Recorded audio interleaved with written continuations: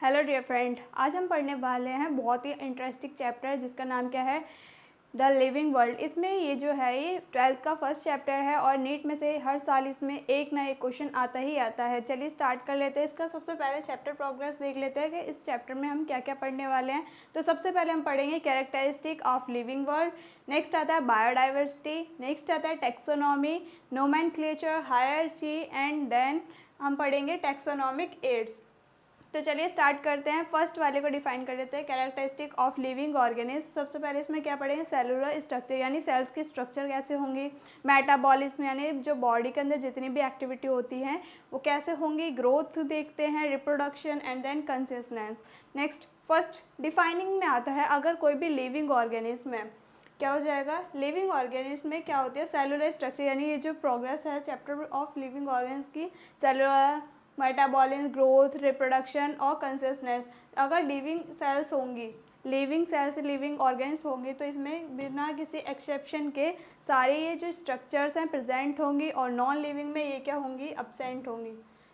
It should be absent in all non living organism. Next आता है, पहले देख लेते हैं सेल स्ट्रक्चर। सेल की स्ट्रक्चर देखते हैं तो सेल क्या होता है, सेल को अगर डिफाइन करा जाए तो cell is the basic fundamental unit किसकी है, स्ट्रक्चर एंड फंक्शनल यूनिट। तो स्ट्रक्चरल का मतलब होता है every living organism is made up of cell, यानी जो भी लिविंग ऑर्गेनिज्म होते हैं वो सेल से मिलके बनते हैं। नेक्स्ट आता है फंक्शनल। फंक्शन क्यों होते हैं, क्योंकि लिविंग ऑर्गेनिज्म के अंदर जितनी भी रिएक्शंस होती हैं वो किस में आती है, फंक्शनल में। इसलिए सेल क्या होती है, basic structure and functional unit of life living organism. Next आता है मेटाबॉलिज्म। मेटाबॉलिज्म देखते हैं, केमिकल रिएक्शन होती हैं, कैसी होती है, दो तरीके की रिएक्शन होती है, एक होती है एनाबॉलिज्म और एक होती है कैटाबॉलिज्म। एनाबॉलिज्म में क्या होता है, सिंपल मॉलिक्यूल से कॉम्प्लेक्स मॉलिक्यूल बनता है, यानी सिंपल छोटे छोटे मॉलिक्यूल से एक लार्ज मॉलिक्यूल उसमें कंबाइन हो जाता है। यहाँ पे क्या हो जाएगा, कंबाइन हो जाएगा। तो सिंपल मॉलिक्यूल से क्या बन जाएगा, कॉम्प्लेक्स मॉलिक्यूल, कंबाइन होके बनेगा कॉम्प्लेक्स मॉलिक्यूल। ऐसे ही कैटाबॉलिज्म में क्या होता है, कॉम्प्लेक्स मॉलिक्यूल को ब्रेक डाउन करते हैं तो क्या बन जाएगा, सिंपल मॉलिक्यूल। ये ब्रेक डाउन हो जाएगा। इसके बाद ये भी क्या होगी, जो भी मेटाबॉलिक रिएक्शन है लिविंग सेल्स में प्रेजेंट होगी और नॉन लिविंग सेल्स में क्या हो जाएगी, ये अब्सेंट हो जाएगी। ऑल नॉन लिविंग ऑर्गेनिज्म क्या हो जाएगी, बिना किसी एक्सेप्शन के ये अब्सेंट हो जाएगी। नेक्स्ट आता है ग्रोथ। ग्रोथ में देख लेते हैं ग्रोथ इसकी कैसे होती है। तो इट इज़ इंक्रीज इन मास और नंबर ऑफ सेल्स, यानी इसमें क्या हो जाएगा, मास इंक्रीज हो जाएगा और बहुत सारी सेल्स इंक्रीज हो जाएंगे। सेल्स यानी कि एक होता है यूनिसेलुलर, एक होता है मल्टी सेलुलर। यूनिसेलुलर में सिंगल सेल प्रेजेंट होते हैं और बहुत सारे सेल्स जो इसमें प्रेजेंट होते हैं उसे क्या बोलते हैं, मल्टी सेलुलर। नेक्स्ट आता है, अगर एनाबॉलिज्म ज़्यादा होगा कैटाबॉलिज्म से तो ग्रोथ कैसी होगी, पॉजिटिव, यानी इंक्रीज ज़्यादा होगा। अगर एनाबॉलिज्म और कैटाबॉलिज्म रिएक्शन दोनों इक्वल होती हैं तो वहाँ पे क्या आ जाएगा, कोई भी ग्रोथ नहीं होगी। एनाबॉलिज्म और कैटाबॉलिज्म जैसे इक्वल होती है तो वहाँ पे कोई ग्रोथ नहीं होगी।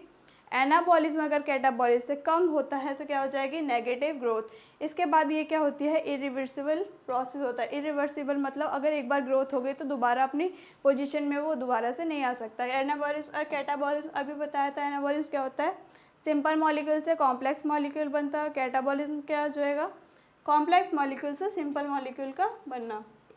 नेक्स्ट आता है प्लांट और एनिमल में। अगर देखा जाए एज लिमिट इसमें प्लांट में कोई भी एज लिमिट नहीं होती, एनिमल्स में क्या होती है, एज की लिमिट होती है। नेक्स्ट प्लांट जो होते हैं अनलिमिटेड ग्रोथ होती है उनमें और एनिमल्स में लिमिटेड ग्रोथ होती है।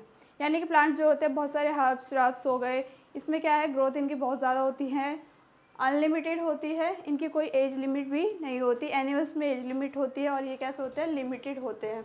इसके बाद यही प्रोसेस है ग्रोथ में भी, कि ग्रोथ में जो भी लिविंग ऑर्गेनिज्म होते हैं उसमें जो ग्रोथ होती है वो प्रेजेंट होती है और नॉन लिविंग में ग्रोथ अब्सेंट होती है।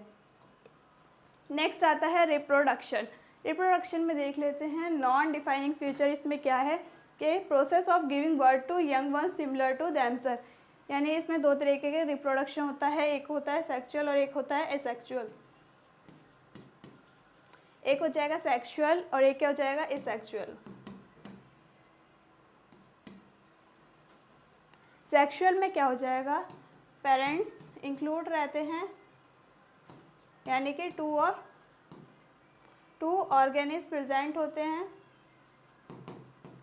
और इसमें क्या होते हैं, सिंगल सेल्स होते हैं या फिर सिंगल पेरेंट्स होते हैं।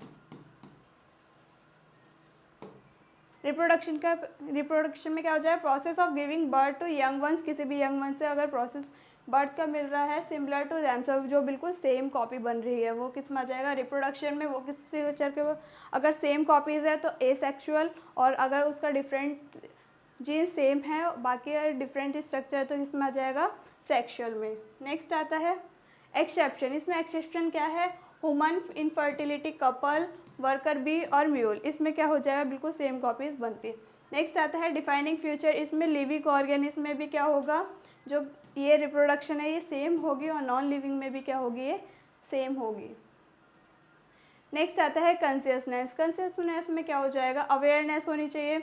अवेयरनेस के बाद respond toward stimulus, human self awareness होनी चाहिए।